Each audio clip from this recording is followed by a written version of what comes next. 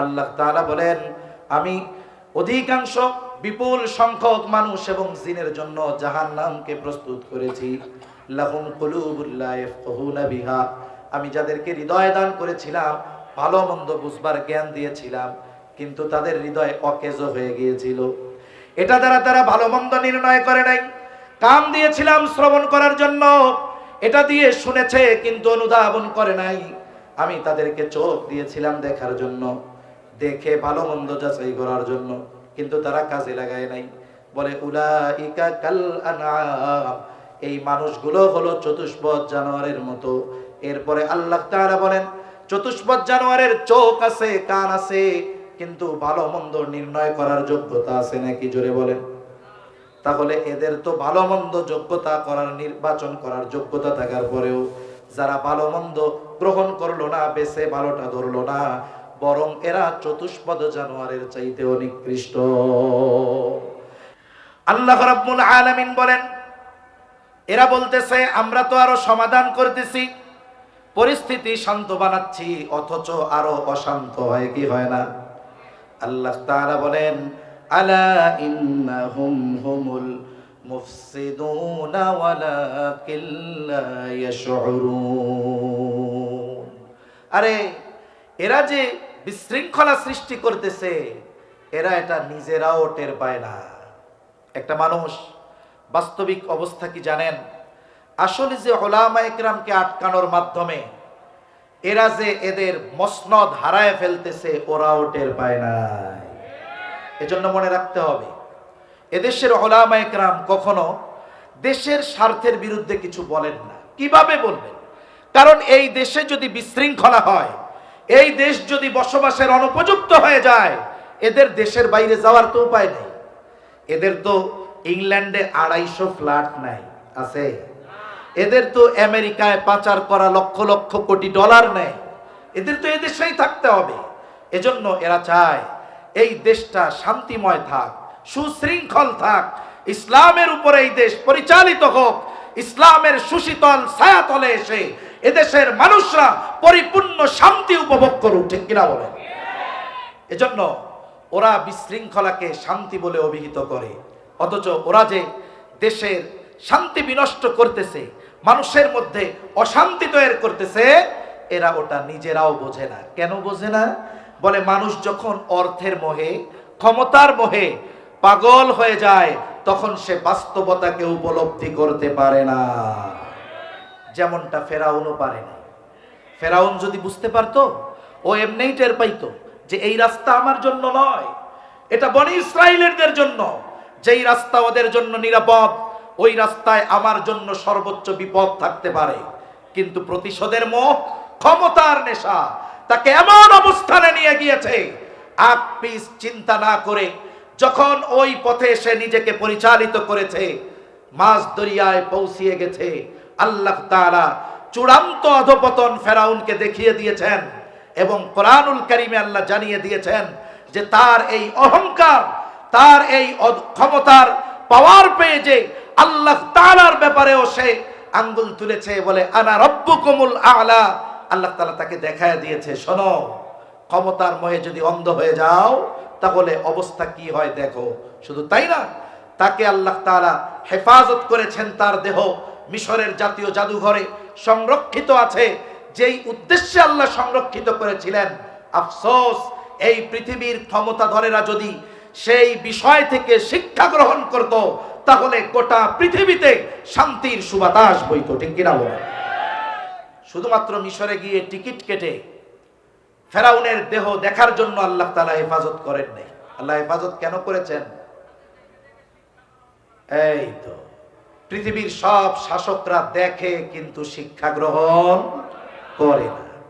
এজন্য মনে রাখতে হবে, আল্লাহ সুবহানাহু ওয়া তাআলা এই নিদর্শনগুলো রেখে দিয়েছেন। ফেরাউন তো মনে করতেছিল আমি শান্তি প্রতিষ্ঠা করতেছি, কিন্তু আসলে সে ছিল সর্বোচ্চ সীমা লঙ্ঘনকারী।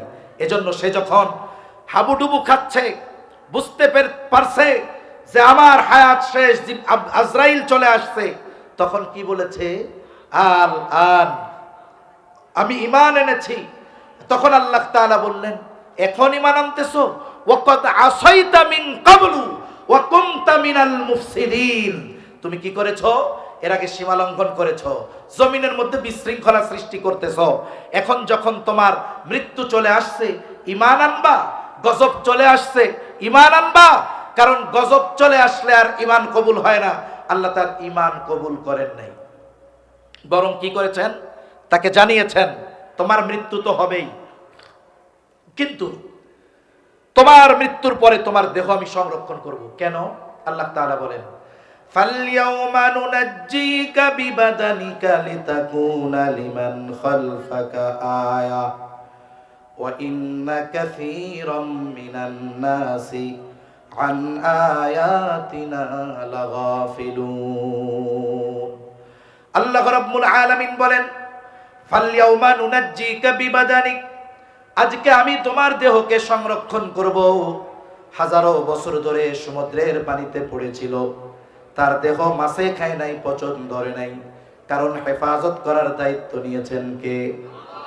আল্লাহ তাআলা হেফাজতের দায়িত্ব নিয়েছেন, মেডিসিনের কোনো প্রয়োজন নাই। কেন? বলে লিতাকুনা লিমান খালফাকা আয়া। ও ফেরাউন, ক্ষমতার পাওয়ারে তুমি যে অন্ধ হয়ে গিয়েছিলে, এই বিষয়টা যেন অতীতে তোমার পরবর্তী মানুষেরা জানতে পারে, এই জন্য আমি তোমার দেহকে তোমার পরবর্তীদের জন্য নিদর্শন হিসাবে সংরক্ষণ করব। লিতাকুনা লিমান খালফাকা আয়া। এই নিদর্শন এখনো মিশরের জাদুঘরে আছে, কিন্তু আফসোস আল্লাহ তাআলাও বলেন, ওয়া ইন্না কাসীরাম মিনান নাসি আন আয়াতিনা লাগাফিলুন। অধিকাংশ মানুষ আল্লাহ তাআলার নিদর্শন সমূহের ব্যাপারে গাফেল, ওরা বোঝেই না কেন হেফাজত করছে আল্লাহ তাআলা। যদি বলেন সারা পৃথিবীর জালেমরা বুঝতো, এই পৃথিবীতে কোনো বিশৃঙ্খলা থাকতো না, গাজায় নিরহ মুসলমানদেরকে মরতে হতো না। কিন্তু ওরা কি মনে করে? ওরা অপরাধ করে ঠিক, আবার বলে এটা আমরা করতেছি মানুষকে শান্তি দেওয়ার জন্য, বিশৃঙ্খলা দূর করার জন্য। অথচ আল্লাহ তাআলা বলেন এরাই হলো বিশৃঙ্খলা সৃষ্টিকারী। এই মানুষগুলো যখন, এদের দ্বৈত চরিত্র তো, এই মানুষগুলো যখন যেখানে যায় ওইখানে রূপ ধরে। এক ধরনের প্রাণী আছে গিরগিটি ধরনের, ও যেই গাছে যায় হুবহু ওই গাছের কালার সে একেবারে ধারণ করতে পারে। এর মধ্যে হাজারো হাজারো রং আছে। ও সাদারটার সাথে মিশবে, ওখানে মিশে থাকলে বোঝাই যাবে না যে এখানে একটা আছে, ওটা পুরো সাদা হয়ে যাবে। সবুজের সাথে মিশবে, বলে পুরো সবুজ হয়ে যাবে। যেই কালারের সাথে মিশবে ওই কালারের সাথে সে তার দেহকে একবারে অ্যাডজাস্ট করে ফেলতে পারে। আমাদের সমাজে এই ধরনের কিছু মানুষ আছে না নাই? এরা ওদের কাছে গিয়া বলে আমরা তোমার দলে আছি, ওর দলে গিয়া তোমার দলে আছি। আমাদের গ্রামের মুরব্বীরা বলে এই দেশে কিছু ভোটার আছে, চেয়ারম্যান যদি 15 জন দাঁড়ায় ও 15 জনেরই লোক, ঠিক কিনা বলেন? মানে প্রত্যেকের অফিসে যাইয়ে চা খায় আর কি কয়, শোনো আসলে তো আমি তোমার দলে, ও ওই জায়গায় গেছি কেন জানো, খোঁজ খবরই না তোমাকে কল লেগে। আর এক জায়গায় যাইয়ে খায়, তুমি না ওইখানে গেলা ওই বুথের মধ্যে, ধর্মিয়া আমি তোমার দলের লোক, ওইখানে তো গেছি খোঁজ খবর আই না তোমাকে জানানোর জন্য।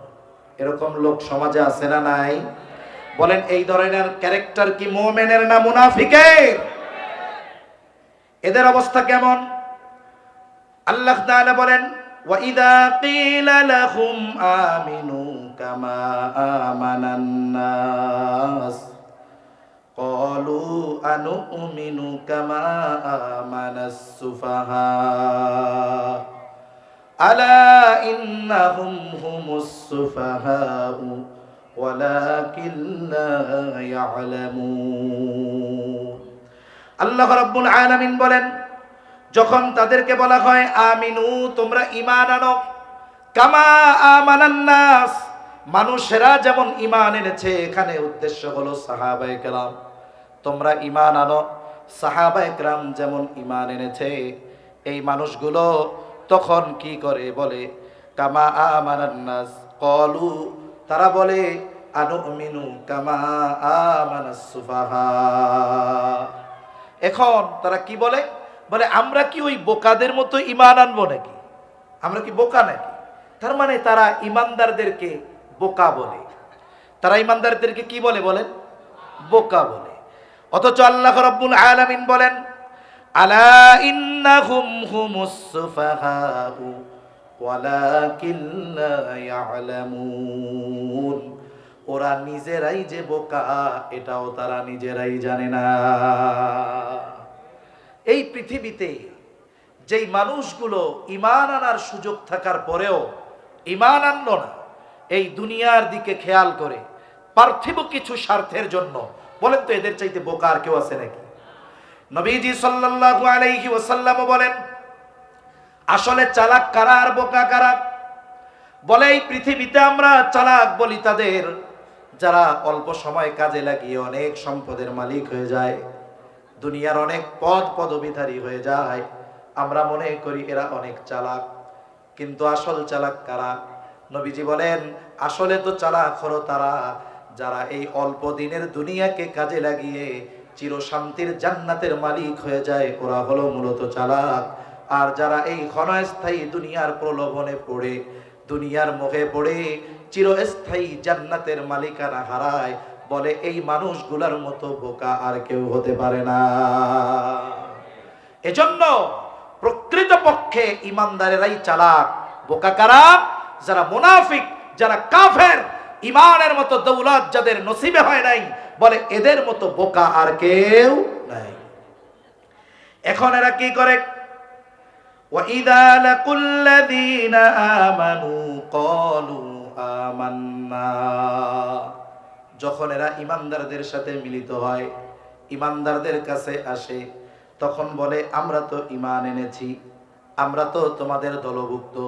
ওই যে নবীর পেছনে নামাজ পড়ে, মুসলমানদের সাথে জিহাদেও যায় গনিমতের আশায়, এরপরে আবার যখন তারা তাদের থেকে পৃথক হয়ে যায়, وَإِذَا خَلَوْا إِلَى شَيَاطِينِهِمْ قَالُوا إِنَّا مَعَكُمْ إِنَّمَا نَحْنُ مُسْتَهْزِئُونَ। যখন তারা মুমিনদের থেকে পৃথক হয়ে যায়, শয়তানদের সাথে মিলিত হয়। কোন শয়তান? মানুষ শয়তান। কোন শয়তান? মানুষ শয়তান। মনে রাখতে হবে, এই পৃথিবীতে শয়তান যে শুধু একাই জিন শয়তান তা না, ওর দোসররা মানব রূপে এই সমাজে এই পৃথিবীতে আছে না নাই? এজন্য কোরআনুল কারীমের সর্বশেষ সূরা, সূরার নাম হলো সূরাতুন নাস। সূরার নাম কি? সূরাতুন নাস। এই সূরার মধ্যে সূরা ফালাক এবং সূরা নাস, এই দুই সূরার মধ্যে আল্লাহ তাআলা মুমিনদেরকে কিছু বিষয়ের অনিষ্ট থেকে বাঁচার জন্য আল্লাহ তাআলার কাছে আশ্রয় চাইতে বলেছেন। এর মধ্যে একটা কি? আল্লাযী ইউওয়াসউইসু ফি সুদুরিন নাসি মিনাল জিন্নাতি ওয়ান নাস। আল্লাহ তাআলা এখানে শুধু জিন শয়তানের অনিষ্ট থেকে আল্লাহর কাছে আশ্রয় চাইতে বলেন নাই, সাথে সাথে মানুষ শয়তানের অনিষ্ট থেকেও আল্লাহ তাআলার কাছে আশ্রয় চাইতে বলেছেন কি বলেন নাই? বলেছেন। এজন্য আমরা আল্লাহ তাআলার কাছে মানুষের ক্ষতির থেকেও আল্লাহ তাআলার কাছে আশ্রয় চাইব। এখন এখানে উদ্দেশ্য হলো কারা? বলে ওই কাফেররা, মানবরূপী শয়তানরা। যখন ওদের সাথে ওরা মিলিত হয়, তখন তারা বলে আমরা তোমাদের সাথে আছি, ইন্না মাআকুম, আরে আমরা তোমাদের সাথে আছি। ইমানদারদের কাছে গেলে বলে আমরা আপনার দলের লোক। আবার যখন শয়তানদের কাছে যায় বলে আমরা আপনার দলের লোক। এতকাল এক দলে থেকে 15-16 বছর লুটপাট করে খাইছে, কোনো মতে ওই দলের নেতার কাছে যায় কয় ভাই আসলে তো আপনার দলের লোক, এতকাল ভয়ে ওগুলো গেছিলাম। আছে না নাই? এদের চরিত্র কাদের চরিত্রের মতো? মুনাফিকদের চরিত্রের মতো। মনে রাখতে হবে, এগুলা কিন্তু সমাজের ভাইরাস। এরাই এক সময় ক্ষুদ্র থেকে বৃহৎ আকার ধারণ করে এই সমাজের মধ্যে, এই জাতির মধ্যে অনিষ্ট করার অপচেষ্টা এরা চালাবে। ঠিক কিনা বলেন? এজন্য ফোঁটা বড় হওয়ার আগেই অপারেশন করা দরকার, যাতে এটা বৃহৎ আকার না ধারণ করতে পারে। এই ব্যবস্থাপনা তো আমরা করব না, এটা যারা রাষ্ট্রের দায়িত্বশীল যারা, তারা এগুলা করবে। যাদের মাধ্যমে অতীতে অনিষ্ট হয়েছে, এখন তারা রূপ পরিবর্তন করে নিজেদেরকে ভালো বলে অভিহিত করতেছে। এদেরকে যদি ছেড়ে দেওয়া হয়, মনে রাখতে হবে এরা রং পরিবর্তন করবে, দল পরিবর্তন করবে, কিন্তু এদের চরিত্র পরিবর্তন হবে না। মনে রাখতে হবে একটা মানুষ যতক্ষণ না তার চারিত্রিক পরিবর্তন না হয় ততক্ষণ এটা প্রকৃত মানুষ হয় না। আমাদের চেহারার সৌন্দর্য আসল সৌন্দর্য নয়, মূল সৌন্দর্য হলো চারিত্রিক সৌন্দর্য। আর যার অন্তর নেফাকে ভরা, রোগে ভরা, সে দেখতে যত সুন্দর হোক আসলে সে সুন্দর হতে পারে না। এ মানুষগুলোর কাজ হলো মুমিনদের কাছে গিয়ে বলে আমরা আপনাদের সাথে, আবার কাফেরদের সাথে গিয়ে বলে আরে আমরা তো তোমাদের সাথেই আছি, ইন্না মাআকুম। তাইলে ওরা আবার জিজ্ঞাসা করে তাইলে হুজুরদের কাছে গেলি কেন?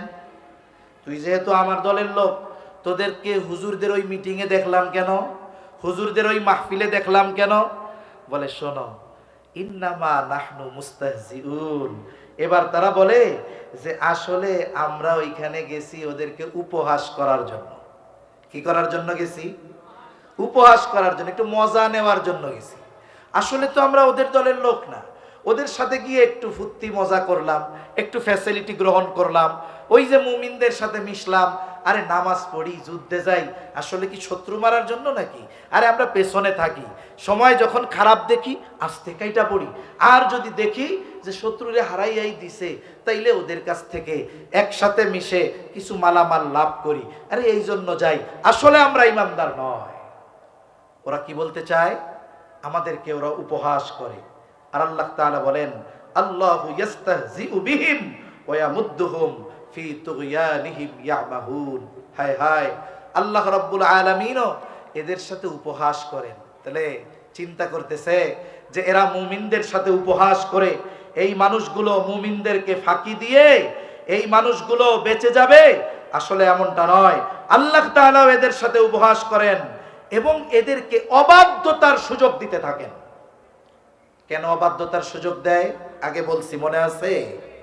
এরা যতই আল্লাহর অবাধ্যতা করবে, যত বাড়বে এদের শাস্তির প্রবণতা, উত্তাপ, কঠোরতা তত বাড়িয়ে দিবেন কে?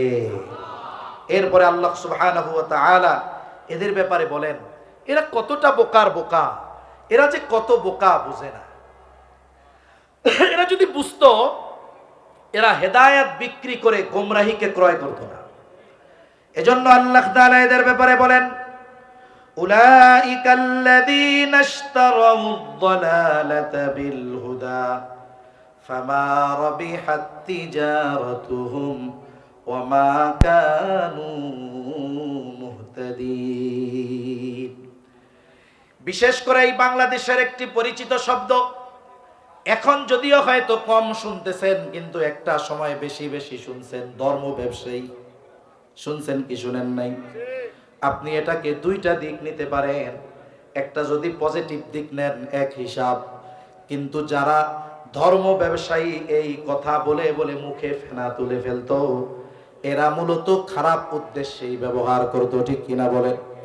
আমাদের বিশেষ করে উলামায়ে কেরামকে বলতো ধর্ম ব্যবসায়ী। আসলে ধর্ম ব্যবসায়ী কারা?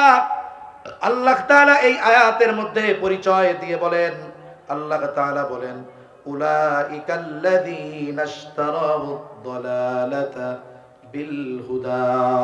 আল্লাহ তাআলা বলেন এরা হলো তারা যারা হেদায়েতের বিনিময়ে গোমরাহিকে খরিদ করে নিয়েছে, যারা তাদের ঈমানকে বিক্রয় করে কুফরিকে কিনে নিয়েছে, ঈমানকে ত্যাগ করেছে দুনিয়ার স্বার্থের জন্য, গোমরাহিকে গ্রহণ করেছে।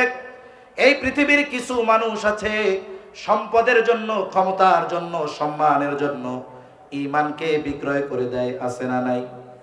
বলে শোনো, তোমাকে মরণ আর কেরাত আগ পর্যন্ত যতদিন বেঁচে থাকো ক্ষমতার মসনদে দেওয়া হবে। কাম হইল একটা, ইসলামের যত 12টা বাজানো যায় বাজাবা, হুজুরগো যত পিটানো যায় পিটাবা, তোমার ক্ষমতা নিশ্চিত। আছে না নাই? জোরে বলেন আছে না নাই? এই মানুষগুলো হলো তারা যারা ঈমানকে বিক্রয় করে গোমরাহিকে কিনেছে, মানে দুনিয়ার সামান্য কিছুর জন্য ঈমানকে বিসর্জন দিয়ে কুফরিকে গ্রহণ করেছে। এটা এদের এক ধরনের বিজনেস। মনে রাখবেন, একটা বিষয় হলো কিছু মানুষ আছে এদেশের বড় বড় ব্যবসায়ীরা ব্যবসা করে না, জোরে বলেন, কিন্তু এরপরেও এরা কেন নির্বাচন করতে চায়? এই পৃথিবীর যারা প্রখ্যাত ব্যবসায়ী, বিজনেস ম্যাগনেট যারা, এরা প্রতিটা পদে পদে ভালো কাজ করলেও চিন্তা করতে হবে এর মধ্যে নিশ্চয়ই এদের কোনো বিজনেস মাইন্ড বিজনেস গেম আছে। আলোকিত সময়টাকে আল্লাহ তাআলা ইমানদারদের সাথে কাটানোর সময় হিসাবে অভিহিত করেন, আর অন্ধকার সময়টাকে ইমানদার থেকে দূরে থাকা ওই শয়তানদের সাথে অতিবাহিত করার সময় হিসাবে অভিহিত করে আল্লাহ তাআলা এই কথা আমাদের জানায় দেন। এরপরে আল্লাহ তাআলা বলেন, এই মানুষগুলো সুস্পষ্টভাবে এত কিছু দেখার পরেও এদের কান কাজ করে না, এদের জবান কাজ করে না, এদের অন্তর কাজ করে না। এই জন্য আল্লাহ তাআলা বলেন, সুম্মুম বুকমুন উময়ুম ফাহুম লা ইয়ারজিউন। এত কিছু সুস্পষ্টভাবে প্রত্যক্ষ করার পরেও যেই মানুষগুলোর মধ্যে কোনো পরিবর্তন দেখা যায় না, আসলে এই মানুষগুলো বধির কানে শোনে না, এই মানুষগুলো বোবার মতো, এই মানুষগুলা অন্ধ, এরা কখনোই প্রত্যাবর্তন করবে না। তার মানে এরা এমন এক অবস্থার মধ্যে চলে গেছে, হেদায়েতের পথে ফিরে আসার অবস্থা আর এদের নাই। এজন্য আল্লাহ তাআলা কোরআনুল কারীমের মধ্যে বলেন, ওয়ালাকাদ যারানা লিজাহান্নামা কাসীরাম মিনাল জিন্নি ওয়াল ইনস লাহুম কুলুবুন লা ইয়াফকাহুনা বিহা ওয়া লাহুম আ'য়ুনুন লা ইউবসিরুনা বিহা ওয়া লাহুম আযানুন লা ইয়াসমাউনা বিহা উলাইকা কাল আনআম। আল্লাহ তাআলা বলেন, আমি অধিকাংশ বিপুল সংখ্যক মানুষ এবং জিনের জন্য জাহান্নামকে প্রস্তুত করেছি। লাহুম কুলুবুন লা ইয়াফকাহুনা বিহা, আমি যাদেরকে হৃদয় দান করেছিলাম, ভালো মন্দ বুঝবার জ্ঞান দিয়েছিলাম, কিন্তু তাদের হৃদয় অকেজ হয়ে গিয়েছিল। এটা দ্বারা তারা ভালো মন্দ নির্ণয় করে নাই। কান দিয়েছিলাম শ্রবণ করার জন্য, এটা দিয়ে শুনেছে কিন্তু অনুধাবন করে নাই। আমি তাদেরকে চোখ দিয়েছিলাম দেখার জন্য, দেখে ভালো মন্দ যাচাই করার জন্য, কিন্তু তারা কাজে লাগায় নাই। বলে উলাইকা কাল আনআম, এই মানুষগুলো হলো চতুষ্পদ জানোয়ারের মতো। এরপরে আল্লাহ তাআলা বলেন, চতুষ্পদ জানোয়ারের চোখ আছে, কান আছে, কিন্তু ভালো মন্দ নির্ণয় করার যোগ্যতা আছে নাকি? জোরে বলেন। তাহলে এদের তো ভালো মন্দ যোগ্যতা করার, নির্বাচন করার যোগ্যতা থাকার পরেও যারা ভালো মন্দ গ্রহণ করলো না, বেছে ভালোটা ধরলো না, বরং এরা চতুষ্পদ জানোয়ারের চাইতেও নিকৃষ্ট। এজন্য আল্লাহ তাআলা বলেন, এরা আর প্রত্যাবর্তন করবে না। সর্বশেষ দুইটা আয়াতের অনুবাদ শুনেই আমরা শেষ করে দেই, তাহলে গোটা রুকুর আলোচনাটা আমাদের সামনে চলে আসবে। আল্লাহ তাআলা এরপরে উদাহরণ দিচ্ছেন, পানির উদাহরণ। আল্লাহ বলেন, আও কাসাইয়্যিবিম মিনাস সামাই ফীহি যুলুমাতুন ওয়া রা'দুন ওয়া বারক ইয়াজআলুনা আসাবিআহুম ফী আযানিহিম মিনাস সাওয়াইকি হাযারাল মাউত ওয়াল্লাহু মুহীতুম বিল কাফিরিন। এই 19 এবং 20 নম্বর আয়াতের একটা শানে নুজুল একেবারে সংক্ষিপ্ত সারে বলি। দুইজন মুনাফিক মুসলমানদের মধ্য থেকে পালায়া কাফেরদের কাছে চলে যাচ্ছে। ইতিমধ্যে পথিমধ্যে বিকট আকারে মেঘ হলো, বজ্র শুরু হলো, বৃষ্টি শুরু হয়ে গেল। এই অবস্থা দেখে ওরা অনুধাবন করলো, না, এই কাজ করা যাবে না, আমরা মুমিনদের সাথেই থাকবো। আমরা আগামীকাল সকালবেলা গিয়ে রাসূল সাল্লাল্লাহু আলাইহি ওয়াসাল্লামের কাছে এসে তাওবা করব, মাপ চাবো, পরিপূর্ণ ঈমানদার হয়ে যাব। ঘটনাক্রমে ওই রাতের পরের দিন এসে তারা নবীজির কাছে আসলো। আসার পরে নবীজির কাছে তারা এই ঘটনা বর্ণনা করলো। আল্লাহ তাআলাও আয়াত নাজিল করে জানায়া দিলেন, এবং মদিনার মুনাফিকদের অবস্থাকে এই আয়াতের সাথে আল্লাহ তাআলা কেমনে মিলাইলেন।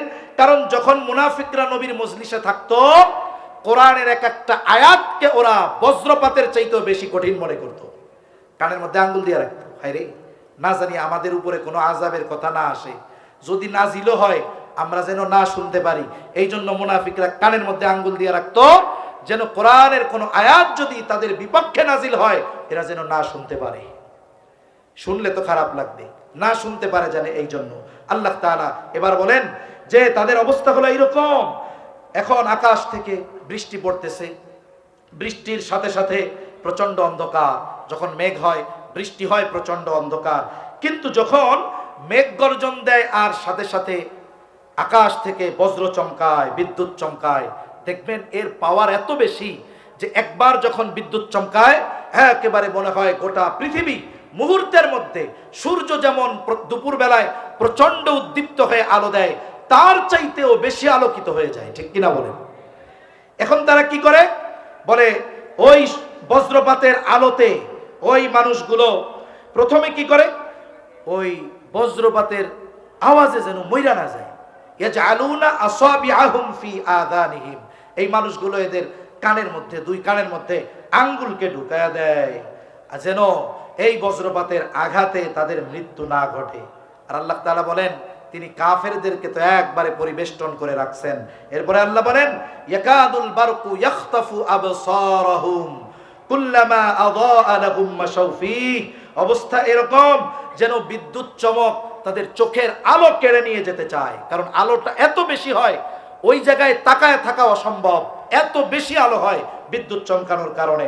আর যখন তাদের সামনে বিদ্যুৎ চমকানোর ওই আলো হয়, কুল্লামা আযাআ লাহুম মাশাউ ফীহ, ওই আলোতে তারা পথ চলতে থাকে। ওয়া ইমা আযলামা আলাইহিম কামু, আর যখন বিদ্যুৎ চমকায় না, প্রচন্ড অন্ধকারচ্ছন্ন রাত, সাথে বৃষ্টি, নিজের পশমটাও দেখা যায় না, ওই মানুষগুলো তখন থমকে দাঁড়িয়ে থাকে। আল্লাহ যদি চান, ইচ্ছা করেন, আল্লাহ তাআলা মুহূর্তের মধ্যেই তাদের দৃষ্টি শক্তি, শ্রবণ শক্তি সব কিছু কেড়ে নিতে পারেন কি পারেন না? জোরে বলেন, পারেন কি পারেন না? নিশ্চয় আল্লাহ তাআলা সব বিষয়ে শক্তিমান। এটা ওই মুনাফিক যারা ওই নবীর মজলিসে বসতো, কানটার এরকম আটকায় রাখতো যেন আযাবের গজবের আযাব যদি নাজিল হয় আমাদের ব্যাপারে আমরা যেন না শুনি। কিন্তু আল্লাহ বলেন আমি যদি চাই তোদের ওই দৃষ্টি শক্তি, শ্রবণ শক্তি আমি আল্লাহ কেড়ে নিতে পারি। এজন্য সর্বোপরি কথা হলো, সম্মানিত উপস্থিতি, আমরা ঈমানের মতো দৌলত পেয়েছি, এ দৌলতের হেফাজত করব। আমার আল্লাহ প্রদত্ত এই পৃথিবীতে সবচাইতে বড় দামি নেয়ামত হলো ঈমান। আমরা নেফাকির মাধ্যমে এই ঈমানকে বিনষ্ট করব না, কুফুরিকে গ্রহণ করে ঈমানকে বিক্রয় করব না, বরং সর্বোপরি আমাদেরকে এই ব্যাপারে সর্বোচ্চ প্রতিজ্ঞাবদ্ধ হতে হবে। আমার পৃথিবী একদিকে, আমার ঈমান আর একদিকে। আমার যদি জীবনও চলে যায় আমি জীবন দিতে প্রস্তুত, তবু ঈমান দিব না ইনশাআল্লাহ। আল্লাহ সুবহানাহু ওয়া তাআলা আমাদেরকে একেবারে ঈমানের নূর দিয়ে আমাদের অন্তরকে আল্লাহ ভরপুর করে দেন। সকলে বলি আমিন। নেফাকি থেকে আল্লাহ হেফাজত করুক। সকলে বলি আমিন।